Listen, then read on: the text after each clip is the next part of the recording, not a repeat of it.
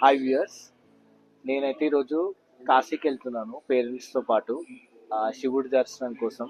So వాళ్ళకు కూడా కాశీ చూపించినట్టు ఉంటుంది అని చెప్పేసి ఫ్లైట్ బుక్ అయితే చేసుకున్నాం మేము. సో ఇది వచ్చేసి ఫ్లైట్ జర్నీ. సో దీని డీటెయిల్స్ మొత్తం ఈ వీడియోలో అయితే నేను షేర్ చేయబోతున్నాను. So please do watch till the end. So ఇప్పుడు 8 o'clock అయితే, ఎర్లీ మార్నింగ్ 8 o'clockకి నాకు ఫ్లైట్ ఉంది Hyderabad to Varanasi. Flight ticket వచ్చేసి ఈచ్ 5,000 పడింది. సో ఈ ట్రిప్లో ఏమేమి చూడొచ్చు వారణాసిలో, ప్లస్ అక్కడ ఉన్న ఫెసిలిటీస్, ప్లస్ అక్కడ ఉన్న ట్రాన్స్పోర్ట్, మనం ఎలా విజిట్ చేయాలి, ఈ టెంపుల్ ఎలా వెళ్ళాలి అని చెప్పేసి మొత్తం ఇన్ఫర్మేషన్ ఈ వీడియోలో అయితే నేను.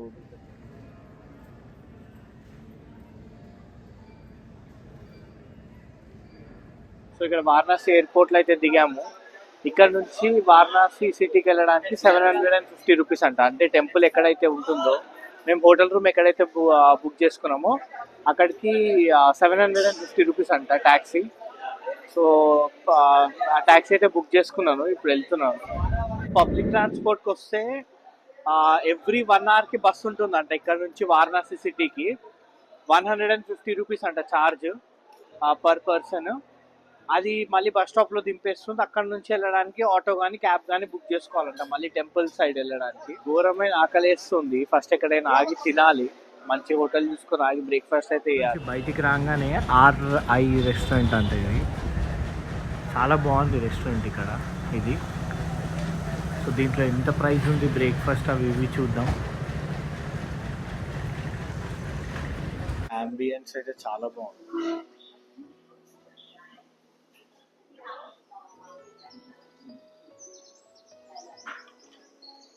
సో ఇక్కడ వారణాసి టెంపుల్ ది పెయింటింగ్ వేశారు ఈ వాల్ మీద.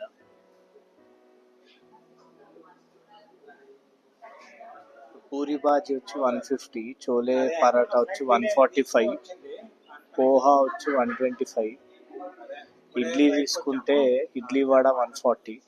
సో వచ్చింది పూరి బాజీ, ఇది కర్రీ, ఇవి పూరీలు. టీ ఆర్డర్ చేస్తే 2 బిస్కెట్లతో పాటు ఇచ్చాడు టీ. సో ఎయిర్పోర్ట్ దగ్గర బ్రేక్ఫాస్ట్ చేసి వచ్చాక డైరెక్ట్ రూమ్ దగ్గర అయితే క్యాబ్ వాడు దింపేశాడు మమ్మల్ని. సో మా ఫాదర్ ఏం చేశారంటే, ఒక తెలుగు ట్రస్ట్ ఇది హోటల్, గంగా గోదావరి కి సంబంధించి, అంటే గంగా గోదావరి దీని పేరు, ట్రస్ట్ హోటల్ ఇది. ఆ హోటల్ దీంట్లో రూమ్ వచ్చేసి ఒక్కొక్కటి 1,500 నుంచి ఒక 1,300 to 1,500 ఉంది రూమ్ వచ్చేసి. దీంట్లో ఏంటంటే పొద్దున బ్రేక్ఫాస్ట్, మధ్యాహ్నం లంచ్, నైట్ డిన్నర్ ఇవన్నీ ఫ్రీగా పెడతారు అనమాట వీళ్ళు. సో ఈ రూమ్స్ ఎలా బుక్ చేసుకోవాలి అని చెప్పేసి ఒక ఫోన్ నెంబర్ అయితే ఉంది. ఆ ఫోన్ నెంబర్ నేను డిస్క్రిప్షన్లో అయితే పెడతాను. మీకు కూడా ఇక్కడే వచ్చి స్టే చేయాలి అని అనుకుంటే ఆ నెంబర్కి కాల్ చేయొచ్చు. సో రూమ్కి వచ్చేసి ఒక 1 hour న్యాప్ అయితే వేసాను నేను. ఇప్పుడైతే కాలభైరవ మందిర్కి అయితే వెళ్తున్నాను. కాలభైరవ మందిర్లో దర్శనం అయ్యాక మాత్రమే కాశీ విశ్వనాథ్ శివుడి టెంపుల్కి వెళ్ళాలి. సో మా ఫాదర్ ఏం చేశారంటే 4 o'clockకి స్పెషల్ దర్శనం బుక్ చేశారు ఆల్రెడీ. సో ఇప్పుడు టైం వచ్చేసి 3 అవుతుంది. మేము అక్కడ కాలభైరవ మందిర్కి వెళ్ళడానికి ఒక ఆటో బుక్ చేసుకొని అక్కడికి వెళ్ళి అది దర్శనం చేసుకొని దాని తర్వాత 4 o'clock కల్లా కాశీ విశ్వనాథ్ టెంపుల్కి వెళ్ళిపోదాం అనేసి అనుకొని ప్లాన్ చేసుకున్నాము. సో వాళ్ళైతే రెడీ అవుతున్నారు. నేను ఇప్పుడు ఇక్కడ దగ్గరలో ఏమన్నా టీ షాప్ ఉంటే చాయ్ తాగుదామని బయటకు వచ్చాను. ప్లస్ అది కాకుండా ఒక ఆటో కూడా ఏమైనా ఉంటే మాట్లాడదామని అనుకుంటున్నాను అక్కడికి వెళ్ళడానికి, ఎందుకంటే వాళ్ళు నడవలేరు. ఇక్కడ ఈ హోటల్ నుంచి ఆ ప్లేస్ వచ్చేసి 1.5 kilometers. ఇక్కడ స్ట్రీట్స్ అన్ని వచ్చేసి ఇలా చిన్నగా ఉంటాయి లేన్స్. సో ఇక్కడైతే రోడ్ సైడ్ ఒక చాయ్ బండి దొరికింది. సో ఆయన చాయ్ మాత్రం ఇట్లా బొగ్గుల మీద వేస్తున్నాడు, గ్యాస్ స్టవ్ కాకుండా. సో ఈ చాయ్లో ఏంటి అంటే పాలు తక్కువ, నీళ్ళు ఎక్కువ ఉంది, నీళ్ళగా ఉంది చాయ్ అయితే. సో మా హోటల్ నుంచి ఇక్కడ కాలభైరవ మందిర్కి తీసుకొచ్చి మళ్ళీ కాశీ విశ్వనాథ్ టెంపుల్కి వెళ్ళడానికి ఆటో వాడు 400 అడిగాడు. సో ఇప్పుడే మేము రీచ్ అయ్యాము ఇక్కడికి, కాలభైరవ మందిర్కి. ఇదే కాలభైరవ మందిర్, ఆయన్నే కాలభైరవుడు. కాలభైరవుడి దర్శనం తర్వాత డైరెక్ట్ శివుడి దర్శనం కూడా అయిపోయింది మాకు. లోపలికైతే ఫోన్స్ అలౌడ్ ఉండదు, బయటనే డిపాజిట్ చేసి వెళ్ళాలి. సో గుడి నుంచి బయటికి రాగానే ఆపోజిట్లోనే గంగానది ఉంటుంది. సో ఆ గంగానదిని మీరు చూడాలనుకుంటే డైరెక్ట్ అలా నడుచుకుంటూ వెళ్ళిపోవడమే. సో ఇది వచ్చేసి టెంపుల్ ఎగ్జిట్ అయిపోగానే ఇలా గంగా నదిలోకి వెళ్ళడానికి కొన్ని స్టెప్స్ ఉంటాయి, ఒక 100 స్టెప్స్ వరకు ఉంటాయి. సో అవి ఎక్కి దిగాల్సి వస్తుంది. సో చాలా బ్యూటిఫుల్గా ఉంటుంది వ్యూ అయితే. ఇక్కడ లెఫ్ట్ సైడ్లో చూస్తే మణికర్ణిక ఘాట్ ఉంటుంది. సో మణికర్ణిక ఘాట్ గురించి అంటే సపరేట్గా చెప్పాల్సిందే. సో మణికర్ణిక ఘాట్ అనేది చాలా ఫేమస్ ఘాట్ అనమాట హిందూ క్రిమేషన్స్కి. అంటే ఇక్కడ ఎవరి బాడీ అయితే దహనం అవుతుందో వాళ్ళకి మళ్ళీ పునర్జన్మ ఉండదు అని నమ్ముతూ ఉంటారు. అంటే మన రీబర్త్ సైకిల్ నుంచి మనం తప్పించుకోవాలి అని అనుకుంటే ఇక్కడ మన దహన సంస్కారం అవ్వాలన్నమాట. సో అని నమ్ముతారు. ఇక్కడ వచ్చేసి 24/7 క్రిమేషన్ అవుతూనే ఉంటుంది. సో మీరు చాలాసార్లు ఫొటోస్లో చూసుంటారు ఇలా బెండ్ అయిన టెంపుల్. సో ఈ బెండ్ అయిన టెంపుల్ కూడా వచ్చేసి మణికర్ణిక ఘాట్లోనే ఉంటుంది. సో మణికర్ణిక ఘాట్ విజిట్ చేసినప్పుడు ఈ టెంపుల్ కూడా విజిట్ చేయండి, బాగుంటుంది చూడడానికి. ఏంటిది? సో ఒక రైస్ ఫ్లోర్తో చేసిన ఉప్మా, ఇది ఆవకాయ పొడి, ఇదేంటి పప్ప, ఇది వామ్ రైస్, ఇది పకోడీ, ఇది మజ్జిగ పులుసు. ఓకే, అన్నం లేదా?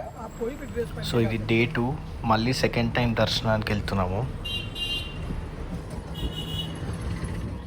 సో పొద్దున 4 అయింది, 4 o'clockకి స్పర్శ దర్శనం ఉంటుంది అంటే వచ్చాము. చూడాలి స్పర్శ దర్శనం అవుతుందో లేదో, చాలా రష్ ఉందంట, మేబీ క్యాన్సిల్ అయ్యే ఛాన్స్ కూడా ఉంది అని అంటున్నారు. మా దగ్గర అయితే టికెట్ ఉంది మళ్ళీ స్పెషల్ దర్శనంది. సో స్పెషల్ దర్శనం వచ్చేసి గేట్ నెంబర్ 4 నుంచి డైరెక్ట్ వెళ్ళిపోవడం. దర్శనం అయిపోయి మా రూమ్కి అయితే వచ్చేసాము.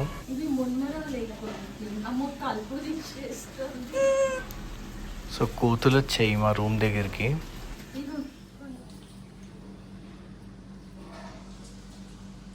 వేరే వాటిని పిలుస్తుంది తెలివి.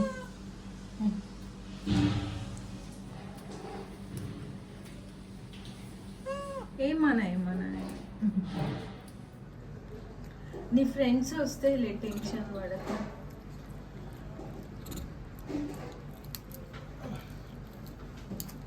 ఇక్కడ ఉన్నాడు పెద్ద ఫ్రెండ్. ఓకే, సో ఇవాళ లంచ్ టైంలో వచ్చేసి స్వీట్ ఒకటి, పులిహోర, క్యాబేజ్ కూర, ఆలూ ఫ్రై, వంకాయ మసాలా, అన్నము,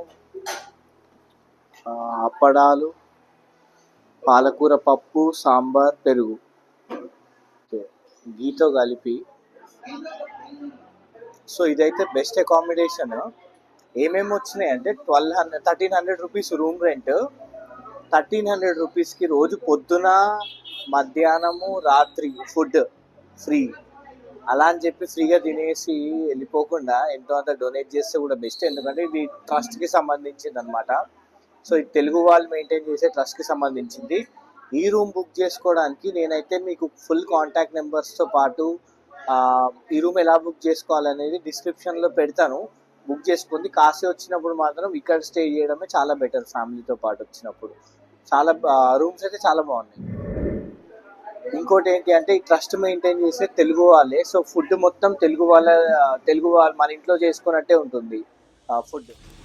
లంచ్ తర్వాత గంగా స్నానం చేద్దామని అయితే స్టార్ట్ అయ్యాము. సో గంగా స్నానం చేయడానికి ఏంటి అని అంటే మనం ఆపోజిట్లో ఉన్న ఒక బీచ్లా ఉంటుంది లొకేషన్.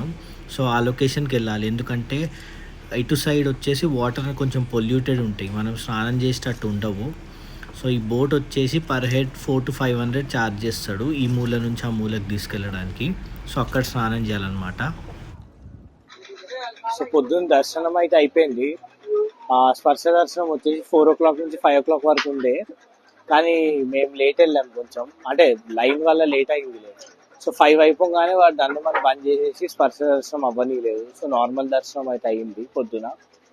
సో దాని తర్వాత మామూలుగా స్ట్రీట్స్ అన్ని తిరిగాను, అంత ఇంట్రెస్టింగ్ ఏం లేదు. సో దాని తర్వాత వచ్చేసి గంగా స్నానం అయితే చేసాము. ఆపోజిట్లో కనిపిస్తుంది కదా, ఆ ఘాట్కి అయితే తీసుకెళ్ళాడు బోట్ వాడు స్నానం చేయడానికి. సో పర్ పర్సన్ 400 ఛార్జ్ చేశాడు ఆ బోట్ వరకు తీసుకురావడానికి. సో అయిపోయాక 40 ఇక్కడ ఉన్న 40 ఘాట్స్ చూపించడానికి అని చెప్పి షేరింగ్ బోట్ అయితే ఎక్కాను. సో ఈ షేరింగ్ బోట్లో పర్ పర్సన్ వచ్చేసి 100 రూపీసే అంట. సో ప్రతి ఘాటు వాడు తీసుకెళ్ళి చూపిస్తూ ఉంటాడు. దీని తర్వాత 6:30కి గంగా ఆరతి అటెండ్ అవ్వబోతున్నాను. సో బోట్ అయితే స్టార్ట్ అయిపోయింది. ఒక్కొక్క ఘాట్ ఇట్లా చూస్తూ వెళ్తాం.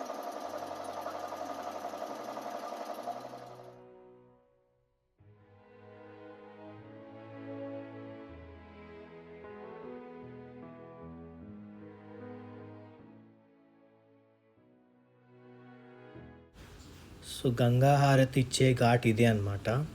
సో ఆ గంగా హారతిని మీకు చూపిస్తాను నెక్స్ట్, అది కూడా చూడండి.